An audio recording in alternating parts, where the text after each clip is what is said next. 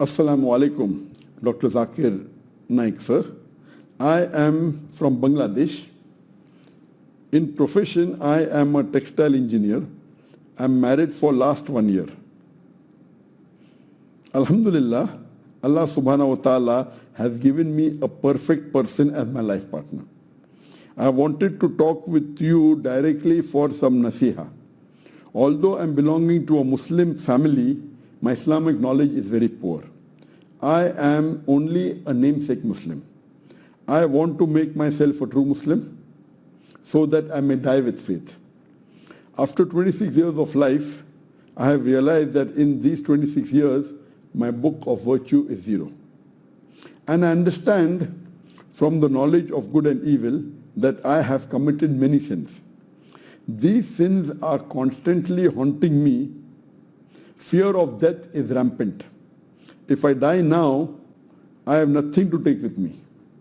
I would like to share with you some more things which may not be possible in the message. I know there are many books of hadith, there are many books of Islam, but it may take a long time to find out the necessary hadith to atone for my sins. You know a lot about Islam. If you can help me by knowing the sins I've committed, how can I atone my sins? And when Allah takes me to Him, I can go to Him with full faith. I'm surrounded by sins. There is just sin spread all around. How do I get out of here? Please, I'm requesting you to help me out. The brother from Bangladesh, who's a textile engineer, he has mentioned that he's 26 years old and he's involved in a lot of sins and he has realized it is wrong and he wants to atone for them. How will he come to know which are the sins and how should he atone for it? The sins can be broadly classified into major sins and minor sins. There are two types of sins.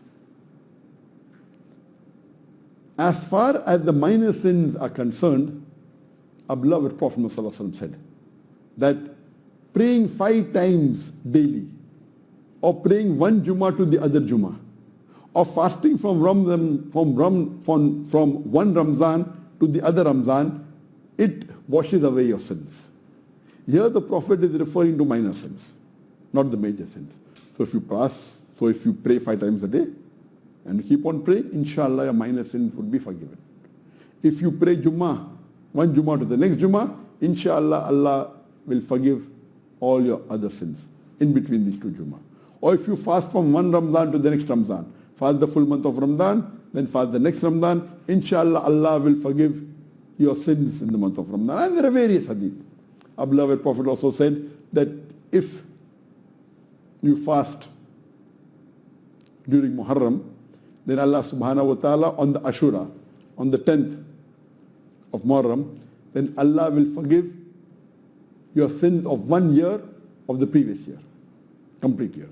Our beloved Prophet also said that if you fast on the day of Arafah, Allah will forgive your sin of the previous year as well as the sin of the coming year. Now all these sins that the Prophet is talking about forgiveness, it is talking about minor sin, not the major sin. So, number one, brother, for me, to give you advice, as we have mentioned that you're involved in various sins and you're surrounded by sins, number one, you should try and identify which are your major sins. Major sin is a sin which has been called a major sin, either in the Quran or the Hadith, number one. Number two, it is a sin for which the punishment is mentioned in this world. Or it's a sin for which punishment is mentioned in the next life, in the hereafter. Fourth, it is a sin which Allah and His Messenger has cursed you. Or fifth, it's a sin which will put you into the hellfire.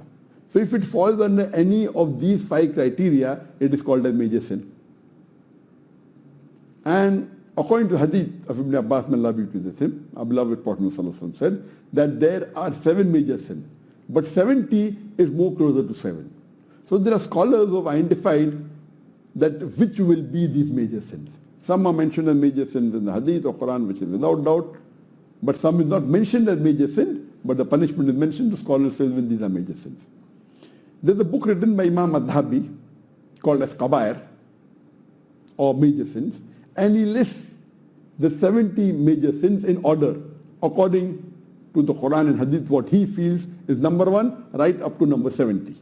And he puts number 1 as shirk, based on the verse of the Quran of Surah Nisa chapter 4 verse 48 and Surah Nisa chapter 4 verse 116, that Allah, if He pleases, He will forgive any sin, but the sin of shirk He will not forgive. So if a person dies as a mushrik without repenting or without rectifying, he is 100% going to be in hell forever. So number 1 sin, major sin, is shirk. Number 2, according to Imam Madhabi, is murder. Number 3 is black magic or witchcraft or sorcery. Number 4 is not offering salah. Number 5 is not giving zakat if you have to give zakat. Number 6, not fasting in the month of Ramadan if you're supposed to fast. If you are healthy and if you're adult, and if it's compulsory, don't fast, that is sin number, major sin number 6. Major sin number 7 is not performing Hajj if you are supposed to perform Hajj. If Allah has given you the health and the wealth to perform Hajj, and if you don't perform, it is a major sin. Major sin number 8 is disrespect and disobedience to your parents. Number 9 is abandoning your relatives. Number 10 is fornication and adultery. Number 11 is homosexuality and sodomy. Number 12 is giving or taking of interest, that is riba, usury. Number 13 is usurping the wealth of the orphans. Number 14 is lying against Allah and His Messenger. Number 15 is running away from the battlefield. Number 16 is deceit, wrongfulness and oppression by a ruler. Number 17 is being arrogant. Number 18 is bearing false witness. Number 19 is alcohol. Number 20 is gambling. And the list continues. You can go to my Facebook and there, or you can go to my Pinterest. Pinterest is easier. You go to the Pinterest and the various boards. One of the boards is on major sin. And I have listed all the 70 major sins as per Imam Madhabi in order, and giving the various hadith and the Quranic verses why it's a major sin.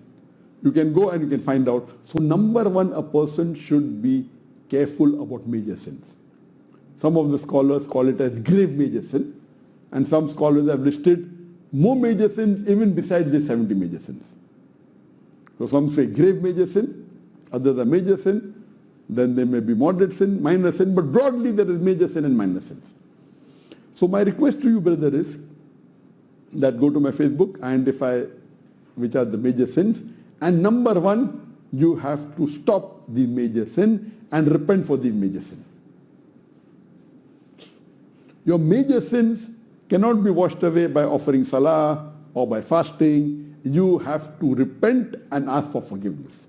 And there are 5 criteria for anyone to repent for any of the major sins he has done. Number 1 is agree it is wrong. Number 2 is that he should stop it immediately. Number 3, he should ask for forgiveness. Number 4, he should undo it if he can. For example, if he is robbed, stealing is a major sin, he should give it back to the rightful owner. If he cannot undo it, then there's no option. Number 5 is he should not repeat it again. So for your repentance to be accepted, first you have to agree the sin that you're doing is wrong. Number 1, number 2, you have to stop it immediately. Number 3, ask for forgiveness, repent to Allah and ask for His forgiveness. Number 4, undo it if you can. Number 5, not to repeat it again. And inshallah, Allah subhanahu wa ta'ala will forgive you. What we have to remember, that Allah subhanahu wa ta'ala is Rahman or Rahim. He is Ghafur or Rahim. And every chapter of the glorious Quran, except for chapter number 9, Surah Tawbah, it begins with the formula, Bismillah ar-Rahman ar-Rahim. In the name of Allah, most gracious, most merciful. What we have to realize that Allah subhanahu wa ta'ala is most forgiving.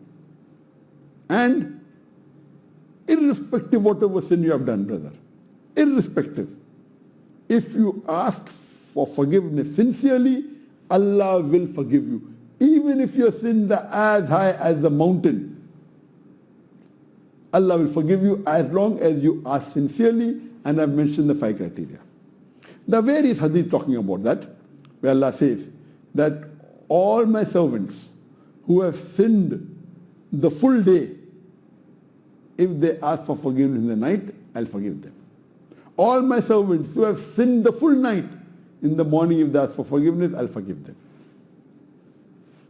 Allah subhanahu wa ta'ala, there are various hadith, Allah subhanahu wa ta'ala, in the last 1/3 of the night, He comes down at the lower heaven and He asks, is there anyone who asks for anything? And I will give him.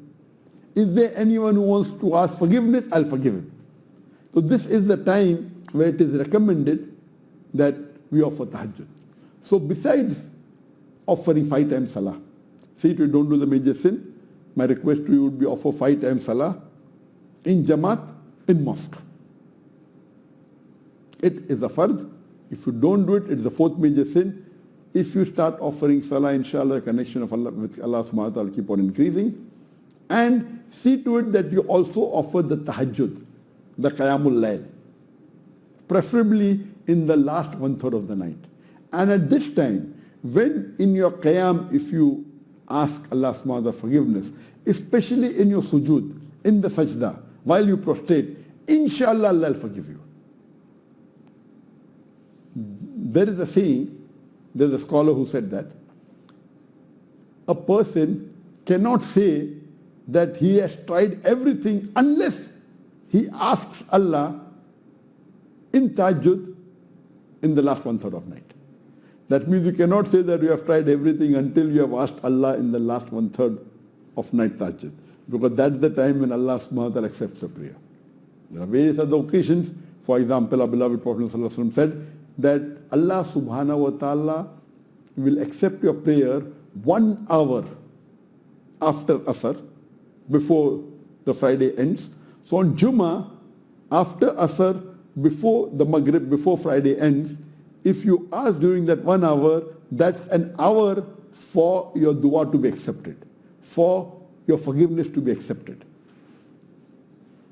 So my advice to you would be, besides offering 5 times salah, offer tahajjud salah, even pray during that 1 hour of Jummah, and inshallah you'll find there'll be a world of a difference, your iman will increase, and please, irrespective what your sins are, don't think that your sins are so high that it cannot be forgiven, because the mercy of Allah subhanahu wa ta'ala is far higher than any sinner in the world.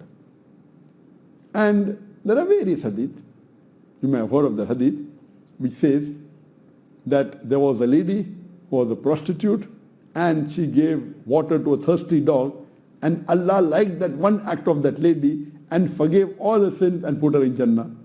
Imagine one act. We have the other hadith where a lady was a practicing Muslim, but she did not treat the cat justly. She used to tie and did not give food. Because of that, Allah subhanahu wa ta'ala put her in hell. And there's a hadith of a Prophet ﷺ who said that there is a person who does all the evils in the world, so much so that he is 1 arm's length from the hell. And he does a good deed, Allah likes it, and Allah puts him in Jannah. There is a person who has done all good deeds in his life, so much so that he is 1 arm's length from heaven, from Jannah. And he does an evil deed, and Allah puts him in Jahannam, puts him in hell. So this is the mercy of Allah subhanahu wa ta'ala, that even if you have done as many sins that are possible, more than a mountain, if you ask for sincere forgiveness, inshallah Allah will forgive you. So my request to you, brother, is that see to it that you read more books, try and find out which are the major sins, try and avoid the major sins, and after you stop the major sins, try and avoid even the minor sins. Alhamdulillah, but avoiding the major sins is a must, asking for forgiveness for these is a must. And inshallah, I pray to Allah subhanahu wa ta'ala that He puts you on the Sirat al-Mustaqim and forgives all your sins, and inshallah, make you a practicing Muslim, so that inshallah Allah puts you in Jannah, inshallah.